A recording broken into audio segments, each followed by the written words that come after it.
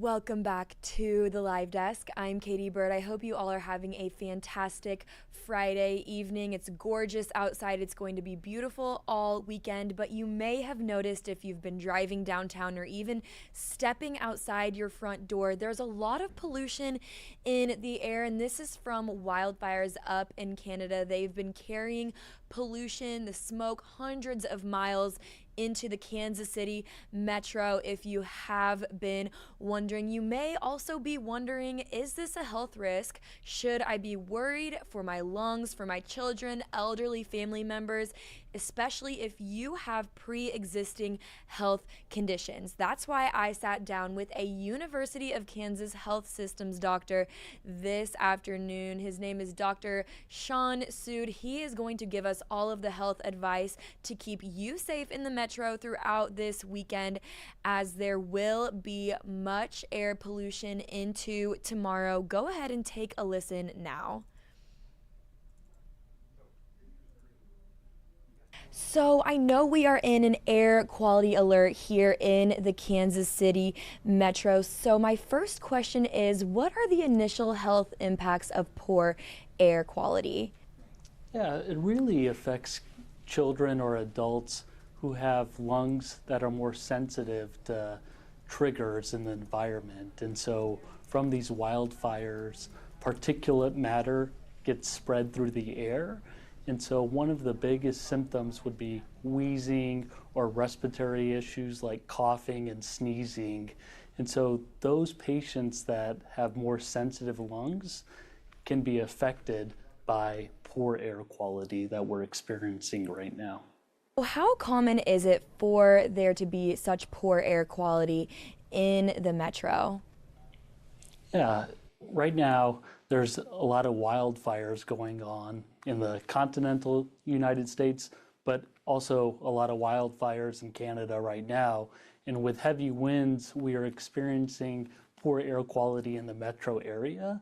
And so it really just depends on external factors. But I can tell you from a health professional standpoint, we're seeing an uptick in the number of patients that are coming in with asthma exacerbations or difficulty breathing.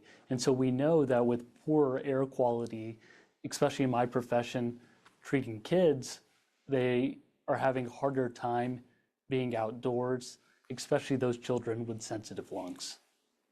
And so, are there any more long-lasting health impacts that the Kansas City community should be aware of?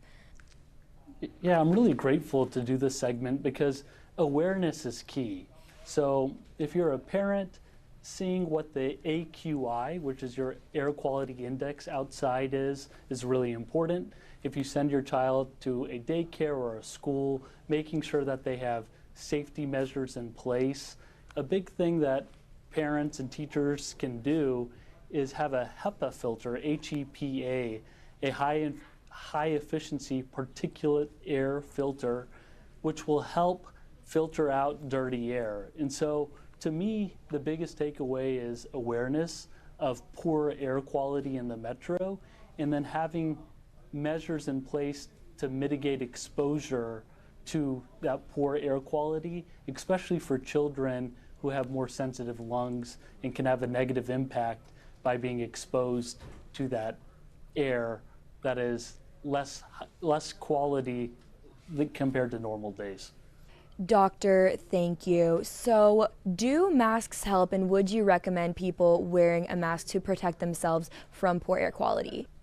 Absolutely. And so masks most definitely help. If the AQI shows that the air outside is unfavorable or dangerous, if you have a child or any patient who has asthma or a predisposing condition where exposure to a poor air quality can trigger an asthma exacerbation or respiratory symptoms, a mask can definitely help filter that bad air to their lungs. And so the short answer is yes. You know, I know there's a lot of fatigue talking about N95s all over again, but in this case, masks most definitely do help protect exposure of dirty air to those patients that have more sensitive lungs. And so I'm curious, for people that might have outdoor plans this weekend, how can they stay safe and should they change those plans? Yeah, it's the biggest way to stay safe would be to mitigate exposure. And so look at the AQI or air quality index. And if it is unfavorable or dangerous, you may have to change plans, especially if there's somebody in the group who has asthma, a heart condition, a lung condition, where exposure to poor quality air could be detrimental. And so depending on the AQI this weekend, plans may need to be changed. But thankfully, there's a lot of fun activities to do indoors as well. And so sometimes we just have to be creative, call an audible, and make a change if necessary. And so I am curious, is the poor air quality seen more in the metro and urban areas versus maybe suburban communities? Yeah, we have been seeing a higher concentration of the poor air quality in the metro area. A lot of it has to do with wind patterns. And so for me, depending on where my patients are, I encourage every parent to look at their local AQI to see if it's affecting them. But you're right. Currently, right now, we're seeing a greater concentration in the metro area compared to more rural or suburban areas. That is very good to know. And I know you said that awareness is extremely important to you. So what is your overall message for Kansas Cityans to stay safe during this poor air quality? Yeah, just have a plan. And awareness is key. So in the morning, check what the AQI is and have a plan if it is dangerous or unfavorable air quality to call an audible and make a change in plans if needed. Awareness and protecting those that are vulnerable to poor air quality is really important. And so I'm really grateful for the opportunity to be part of this segment. My next question for you, what can parents and teachers look out for in children, maybe if they are having symptoms from this poor air quality? Yeah, poor air quality contains particulate matter, especially from wildfires. And so if you have a child or an adult who has more sensitive lungs or a pre-existing pulmonary or heart condition, some symptoms to look out for would be eye irritation, a scratchy throat, shortness of breath, chest tightness, wheezing, or chest pain. And another symptom that we don't often talk about, but I think is really a key message for your viewers, is fatigue. If your child is really used to having high activity level and energy outside, but you notice that they're lethargic or fatigued, be vigilant to seek medical advice or potentially medical care. And so those are the main symptoms to look out for when you're considering poor air quality affecting a vulnerable patient population. We really appreciate you sitting down on the KCTV 5 live desk this afternoon. Is there anything else that you'd like to add? That's it. Really, you covered most of the topics here, and I just encourage patients, parents, families to be vigilant and take a good look at what the air quality is and make sure that we protect vulnerable patients as able to. Thank you again. We really appreciate it, and I'm looking forward to raising awareness on air quality safety for Kansas City community members this weekend. Welcome back into the live desk. If you're just now tuning in, we just heard from Dr. Sean Sood. He's a physician with the University of Kansas Health Systems. He spoke all about safety and raising awareness for vulnerable populations during this time of high air pollution. We are actually under an air quality alert here in the Kansas City metro. I'm going to go ahead and shift gears just a little bit here as we are covering updates of a homicide in the metro this afternoon. Our producer Sarah Motter brings us the latest here on KCTV5.com. The Kansas City police have opened an investigation after a shooting took the life of at least one person. This was near several area non-profits. It happened just after 4:30 p.m. afternoon near Benton Boulevard and East 19th Street. We do have an embedded map in case you are familiar with the area. At this time, emergency crews were called to East 9th and Benton Boulevard. This was near Catholic Charities and Grace United Community Ministries Food Distribution Center. The Kansas City police were called to this area with a report of a shooting. When they first arrived, they said they found at least one individual with gunshot wounds who had since been pronounced deceased. Now, our reporter Alex Love was also on the scene shortly after we received word of the shooting in the KCTV 5 newsroom, and I want to go ahead and play this video as Kansas City police give an update. This is Sergeant Philip D. Martino. Go ahead and listen in now. That was a little out of tune for him, but I knew something had to be pretty wrong during Sergeant, how long has KCPD been out here, and what was the initial call? Tell him that he was having a heart attack and he needed medical care right away. He alerted your wife. Oh, yes. Come out and help you. Yes, I couldn't even get up there to call me. At the hospital, doctors quickly determined a major artery in his heart was blocked, a so-called widowmaker, because it's often fatal. Doctors saved him, but Andrew's convinced he wouldn't have made it to the hospital if it wasn't for his buddy Champ. If Champ didn't make this ruckus, do you think you wouldn't have gotten the medical attention you needed? No, not Dogs can be trained to detect subtle changes in an owner's body that might indicate an impending heart attack, seizure, or stroke. But others may have the ability to do this naturally. Andrew believes that is a When you say gift subject of given to interest, that Champ person is just simply concurrently being given called in for to him. questioning, not officially charged or labeled a suspect. Is that right? So there'll be an investigative hold next to me and near me because Was this on a stretch where, you know, there are homes, there could be surveillance footage? What are you combing through? Yeah, so that's definitely something you'll see our crime scene and our detectives working on right Easy now. employee So what they'll do is they'll go house to house. One, Corporate surveillance Eats made footage is easy. great. If someone has Easy it, that online can ordering really be the and key, meal planning to breaking for your up the team. case. We're also looking for any witnesses, anyone who may have saw something or heard something. You know, the weather is very nice tonight. There's a lot of people out, there's a lot of people driving, Fascinating a lot of news of pedestrian medieval traffic. knight's full Another skeleton thing that our found crime buried scene are beneath the going to side do, of they're a going to look former for physical Polish evidence. ice cream There's only parlor gives new one meaning chance to get a all scoop. physical evidence from a According scene, to the Polish so they really need to archaeological make sure they go through the entire area, initial and that's what discovery we'll of be an doing here ornate tonight, medieval probably for the tombstone next was couple made hours. at the site people of the former city center of Gdansk, which has been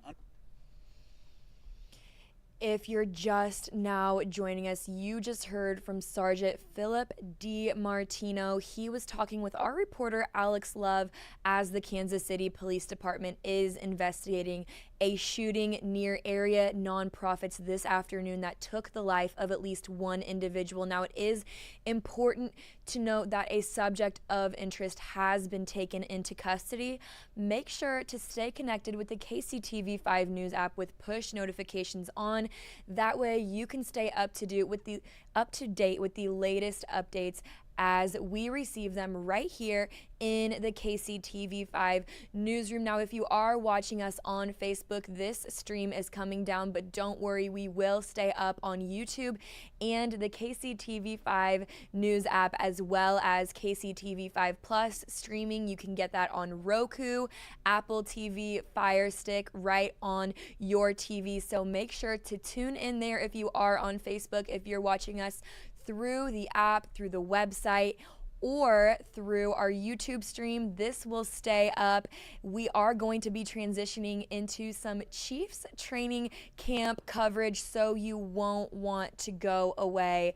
So as you know, there is a air pollution advisory here in the metro. But that did not keep fans away from Chiefs training camp today. Next up, we are taking it to our sports reporter, Neil Jones. He was out there in St. Joseph, Missouri, up at Missouri Western earlier today. He spoke with fans who were very excited for the Chiefs' upcoming season. Go ahead and take a listen in. There's always something going on here at training camp. Hey, look, the kids are too excited to walk, they need to run. Over here, cheerleaders are signing autographs and posing for photos. Our Mark Palos got 3 picks. It's hard to tell who's more excited, the youngsters or the grown-ups. I have never been here before, so I'm just excited to see the players. I'm super excited for today and to have the day off and be able to come watch this. Well, one of the great thrills for longtime fans is being able to introduce Chiefs football to their children. I gotta be a Chiefs fan, right, if you're in Kansas City. So he's gonna be a little Chiefs. My kids love the Chiefs. Family loves the Chiefs. We're just Chiefs fans, everything. So this is a special day for us. And this current run of Super Bowl teams makes it even sweeter. It's a beautiful thing, man. It's a beautiful, especially at this time, man. We winning. It can't get no better than this, man. KC native Coach T is bringing his granddaughter, who lives on the East Coast, to her first camp. Oh my gosh, it's great. I didn't know this was ever going to happen until a couple days ago. And now she gets to watch her favorite players in person. It's so surreal to actually be here with all the players, especially being so far away. You only see it like on TV. Well, the action on the field was fabulous. But guess what? The action in the stands was just as good. In St. Joe, Neil Jones, KCTV 5 Sports. That was KCTV5 sports reporter Neil Jones out there talking to some pretty excited fans for the upcoming Chiefs season. Now next we are going to hear from Mark Palos. He was also out there in St. Joseph today as he covered the players training for the upcoming season. Go ahead and listen in now. Chiefs training camp is regarded as one of the toughest in the entire NFL, but there is reason for that. The team uses it to build up their players' mental toughness so they can rely on it in the biggest games of the season. Coach Reed talks a lot about during training camp you're going to have to get to a dark place, and that dark place resembles the space in your head that you're going to have to get to in the AFC Championship, in the playoffs, when you're down in the Super Bowl. In sports, they say you don't rise to the occasion, you fall to your level of preparation. Up in St. Joe, the Chiefs are taking that to heart with 8 days before their first preseason game of 2025. It was good to see both sides of the ball making plays, great competition going on. When you do that, you're going to start improving, man. That's the objective in this thing, get better, a little bit better every day. The Chiefs continue to practice in full pads, doing everything in the media viewing portion of practice except tackling to the ground. The intensity has been high all training camp long as the Chiefs try to whittle down their roster to the best 53 players. Coach Reed is intentionally trying to see and evaluate if you can still do your job in the most chaotic, frantic of times with the most extreme circumstances. Because when we get to the playoffs, when we get to the championship, you know, that pressure is a whole nother level. The Chiefs' first preseason game is not this Saturday, but the next on the road at the Arizona Cardinals. In St. Joe with the Chiefs, Mark Palos, KCTV 5 Sports.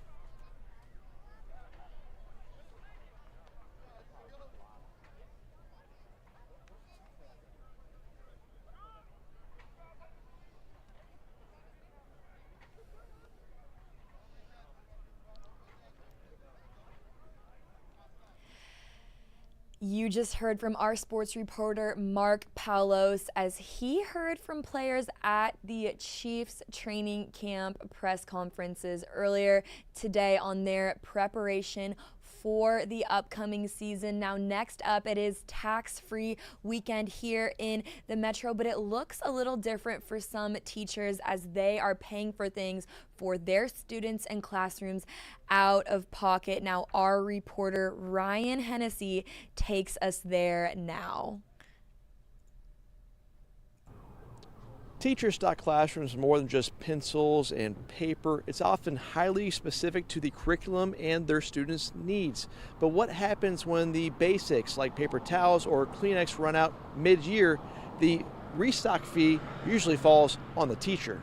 I remember very clearly the custodian in my school coming in with a stack of paper towels to put in our dispenser in the classroom and broadly announcing to the entire group, this is the last set of paper towels in the entire school building. I'm giving it to you guys. The classroom cheered, but Carter Taylor didn't. The KCPS teacher knew if supplies ran out again, she'd have to pay to get more. If push comes to shove, of course I'll go get what we need. but I'd rather not have to. Taylor is a member of AFT Local 691. The union polled members on classroom expenses. The lowest amount spent was $1,600. Kansas City Public Schools provides about $250 per classroom. The rest comes out of the teachers' pockets, or if there's a gap or if there's something they need, they're either thrifting, they are borrowing, begging, going on Facebook Marketplace. This is Taylor's elementary classroom from last year. KCPS actually uses it as a model for what sensory-friendly classrooms should look like. But there are other things that stick out, like the water filter. I paid about $50, and the water bottles cost about another $30. The setup is especially important in a building with aging infrastructure. Our building is one of the ones that Kansas City Public Schools has said would probably be up for some structural changes. During tax-free weekend, you can help out. Stores like Arizona Trading Company are accepting donations for teachers. Another great option, Scraps KC, which brings free or even reduced price items for teachers. In the Crossroads, Ryan Hennessy, KCTV 5. And in more school year news, the Park Hill School District is making some security changes. Our reporter, Alex Love, takes us there now. Hey there, everyone. Alex Love here with KCTV 5 News. We're at the Park Hill School District up in Platte County. I'm here with Adrian Singletary. He's the director of campus safety and activities for the school district. Right with the school year right around the corner, we're here to talk about some safety tips that parents need to keep in mind when they send their kids to school. Adrian, thank you so much for your time today. So this involves the elementary school campuses when it comes to new security protocols. Tell me what you guys will be doing different this year. So this year we're actually implementing, we're adding our school protection specialists, they're known as SPSs. We've partnered with Strategos International to provide those for all of our elementary schools. So we're very, very excited to have these school protection specialists in our elementary schools in the Park Hill School District.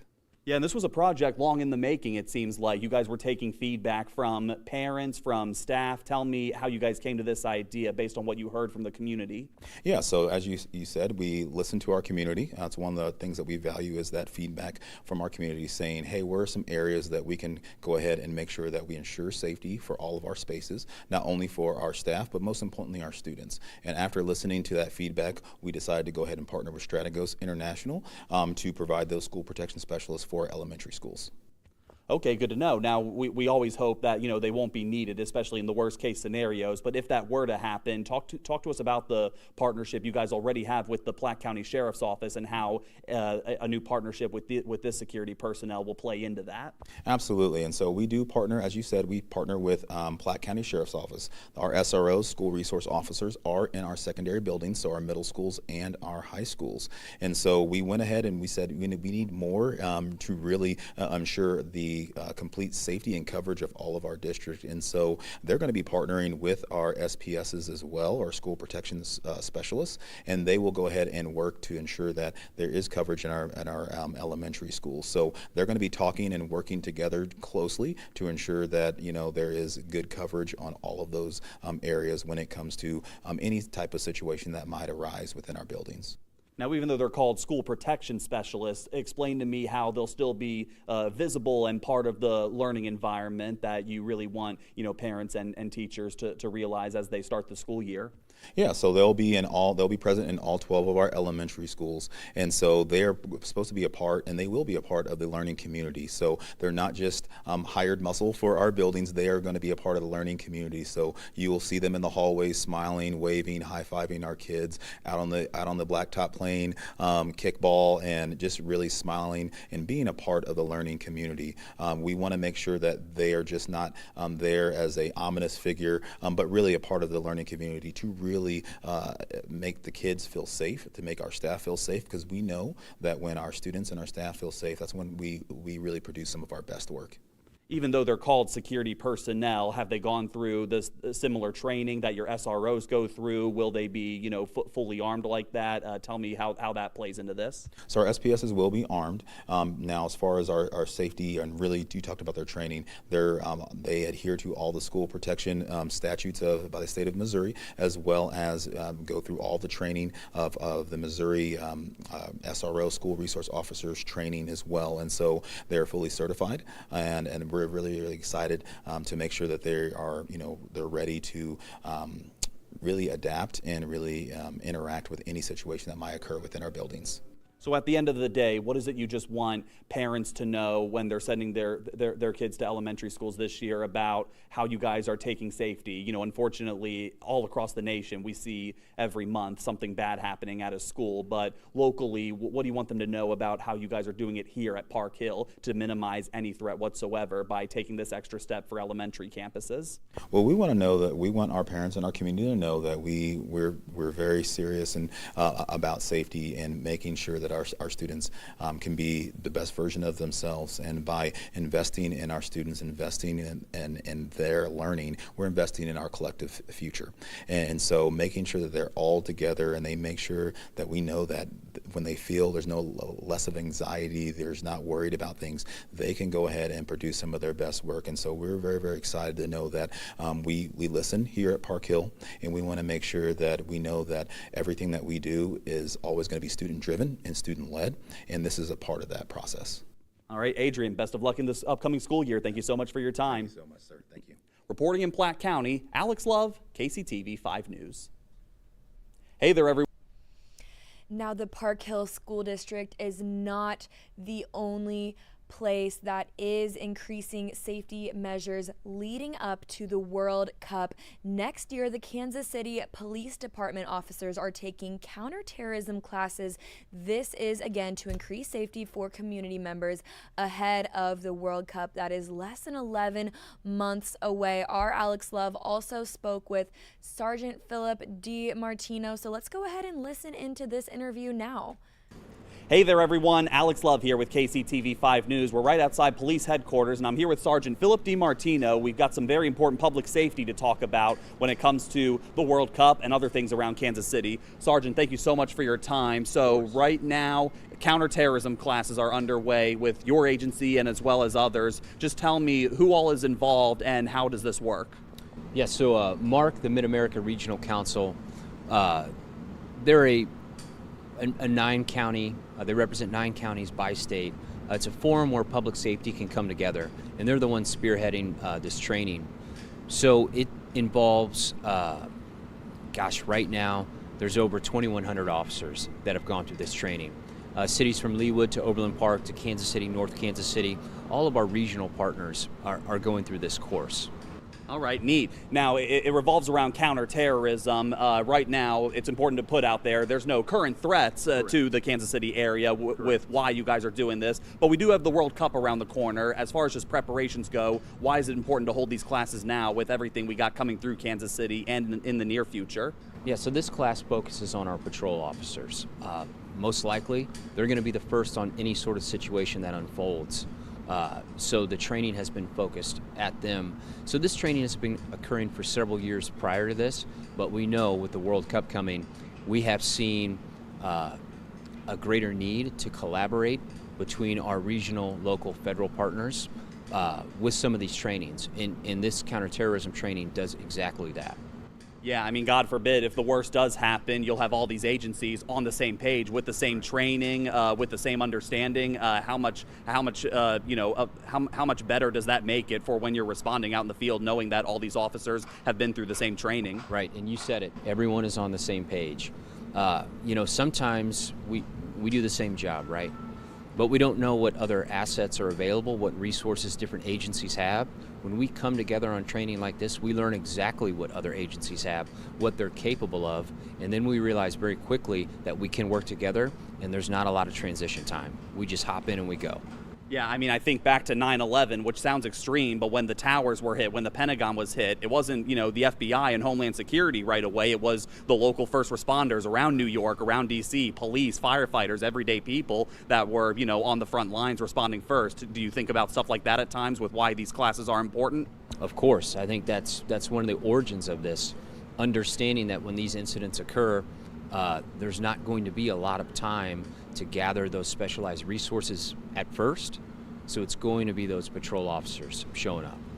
Right, so these classes have been going on for several years, actually. People may not realize. Walk me through just the typical days, both in like the classroom aspect and the physical training aspect. How do these classes work? Yeah, so it's a day-long course. They'll be given a classroom portion, but the bulk of it is a force-on-force scenario-based, high-fidelity training scenarios. The officers will be put through a multitude of scenarios that will test their skill set and their ability. And you had also mentioned earlier that more than 2,000 officers have gone through this training. Correct. What type of feedback have you gotten from them? Do they feel like it's working? How do you guys see this? Yeah, I think the best feedback is the fact that they keep enrolling. There have 13 classes between July and August upcoming, and they're all full. So I think a really important part to agencies is knowing that this training is free to their officers. So they keep holding classes. I anticipate more classes coming in the next year, and I think those classes are going to be full as well.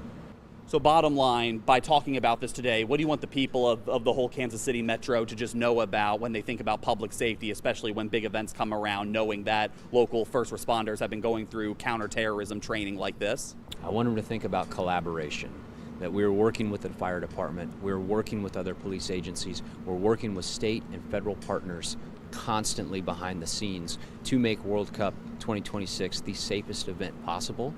But beyond that, this is going to make Kansas City safer because this collaboration will continue, and the community is going to see that positive impact. And there will be more classes between now and when the World Cup comes through. Is that right? I anticipate that, yes. All right. Sergeant DiMartino, thank you for your time.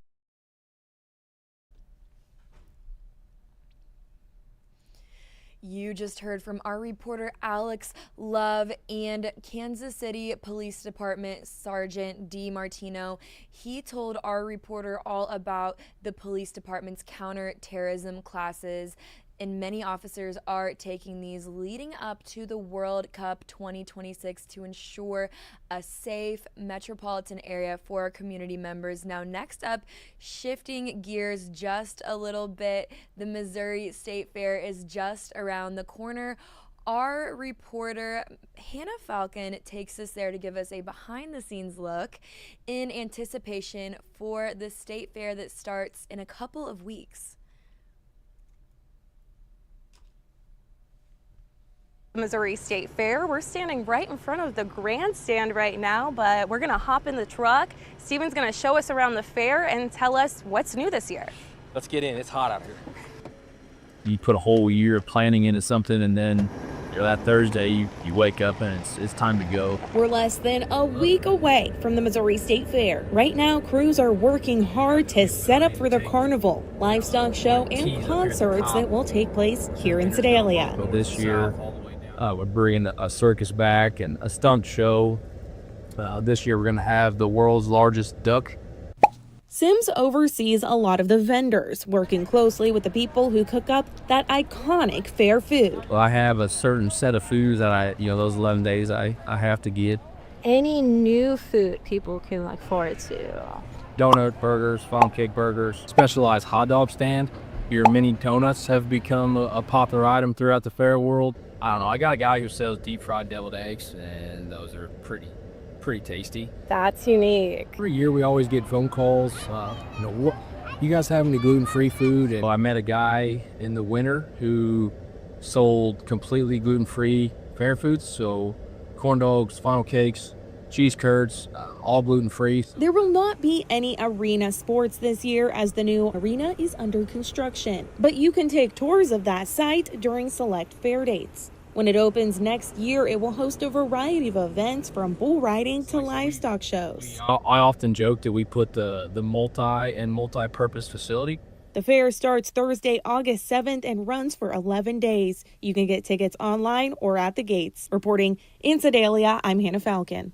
Welcome back to the live desk. I'm Katie Byrd. Recently, Travis Kelce hard launched Taylor Swift on his Instagram account, and you may remember one of their most iconic dating moments was when Taylor showed up to Arrowhead Stadium rocking Travis's number on a bomber jacket. Well, what if I told you you can look like Taylor this season? I sat down with the co-owner of Off Brand to learn about their recent drop with the cutest Chiefs apparel. Go ahead and listen in now. Welcome back to the live desk. I'm Katie Byrd. Today I am joined by Kristen Juszczyk. She is the co-founder of Off Season. And Kristen, I know you have a huge launch happening. Can you tell me a little bit more about that? Yeah, I'm so excited. We just dropped our latest NFL collection, which I couldn't be more excited about. It's a variety of pieces. We have t-shirts and sweatpants, but we also have some really cool feminine tops, like some fleece corsets with matching pants. And I'm just so excited to offer it. I mean, Chiefs Kingdom has been so supportive of me since day one, from the beginning of when I started making one-off pieces. So I just am so excited to be able to dress the fans. Kristen, congratulations. I love how you bring chic and style to sportswear. Everyone in Chiefs Kingdom absolutely loves your work. So what was the design and planning process like for this new launch? Yeah, at the end of the day, I'm a fan. I try to go to as many games as I physically possibly can go to. So I'm constantly looking in the stadium, seeing what people are wearing, seeing what maybe the lack of what people are wearing. And when I started to design this first collection, I wanted to bring comfort along with fashion. So with every single one of these pieces, whether that is the corset or the cargo shorts, or whether that is the t-shirt and the sweatpants, the fabric is just so buttery and delicious, and then it's also so comfortable to wear. So there's the perfect blend of that, because game days are long days, and I wanted everyone to be comfortable while they also look good. But what I love so much about this collection is that it's not just meant for game days, and that's really what went into a lot of the design elements for it. Is I was designing this so that this is just something that you want to wear in your everyday life. Like, you're going out with your friends to the bars, you're hanging out for brunch on a Sunday, or you're just hanging out with your friends. These are pieces that are meant to be year round, because you just feel so confident in them. Kristen, I absolutely love that, and it couldn't be more perfect timing with the NFL season starting just next month. And so I'm curious, what have been your most notable creations over the years? Yeah, I feel like this is so cliche to say, but it's really true. Every piece that I make, whether that is like that week of game day or for somebody else, becomes my baby, my new favorite piece. But I mean, of course, the piece I made for Brittany and Taylor really did like skyrocket my career. So I have to give all the props to that piece, of course, and to them. But I mean, I have an array of so many projects that I'm really proud of, and this is just the beginning. I have so many ideas for this upcoming season. That is incredible. And so I'm curious, what is your message to Chiefs Kingdom and all of your supporters? I'm just so happy and thankful for how well they've embraced me and my designs. And, what's been so amazing of this whole process is I feel like we almost made our own sorority within the NFL and our own girlhood. And what's been so cool with my husband playing on the 49ers, going to his away games, and instead of people kind of like booing me because I'm wearing the opposite jersey, they come up to me and they're like, "Oh my gosh, we love your designs. We love what you made for our team too." So it's just been so fun to really create this like sense of community throughout the entire NFL. Like, whether teams are opposing teams or rivals, there's still this community with if you're wearing off season. Kristen, that is incredible. I absolutely love what you are doing. I view you as kind of a trailblazer in the fashion and sports world. And so I'm curious, for all of the Kansas City community members who are wanting to get their hands on your new drop, how can they do that? Yeah, offseasonbrand.com is where it'll be available. Also, NFL Shop, fanatics.com, local team store websites. But yeah, we're available in multiple avenues to find us. Kristen, thank you again. Do you have any final thoughts or anything I haven't yet asked you? No, I'm just so excited for this upcoming season. And again, so grateful for the support from Chiefs Kingdom. And I can't wait to see people wearing the designs this season. Kristen, thank you so much for sitting down on the live desk. We couldn't be more thrilled to feature your work here in Kansas City. Thank you. Welcome back.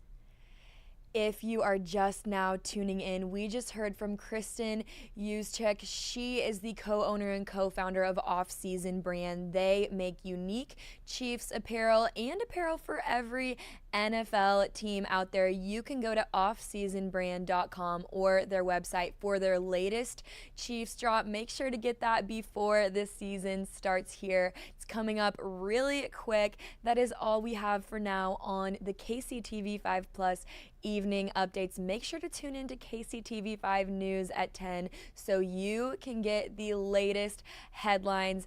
I'm Katie Byrd. Thank you so much for tuning in tonight.